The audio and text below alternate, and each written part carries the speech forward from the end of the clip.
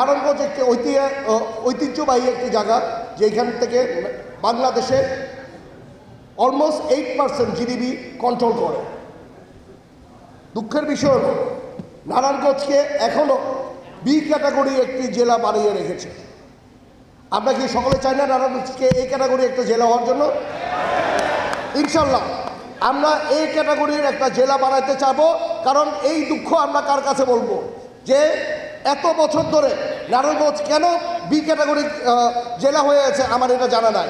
ইনশাল্লাহ নারায়ণগঞ্জ চেম্বার না, শুধু নারায়ণগঞ্জের প্রতিটি মানুষ মিলে আমরা বি ক্যাটাগরি থেকে আমরা ইনশাল্লাহ এই ক্যাটাগরির একটি জেলা ইনশাল্লাহ বানিয়ে যাবো।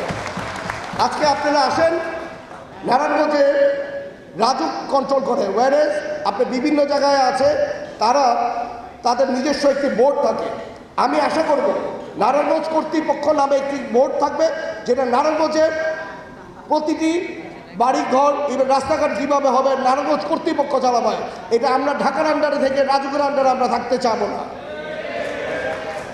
আপনি নারায়ণগঞ্জকে অবশ্যই যাতে মেট্রোপলিটন একটি সিটিকে কনভার্ট করা হয়, কারণ নারায়ণগঞ্জ এই হারে বসবাস, নারায়ণগঞ্জ যেই টাকা ট্যাক্স দেয়, যেই টাকা ভ্যাট দেয়, তাতে অবশ্যই নারায়ণগঞ্জকে একটি মেট্রোপলিটন শহর বানানো দরকার। আপনারা সকলে মিলে এই ঐক্যবদ্ধভাবে দলবল নির্বিশেষে এই কাজগুলিকে আমরা চাবো, যাতে নারায়ণগঞ্জকে একটি স্বপ্নের নারায়ণগঞ্জ বানানো যায়।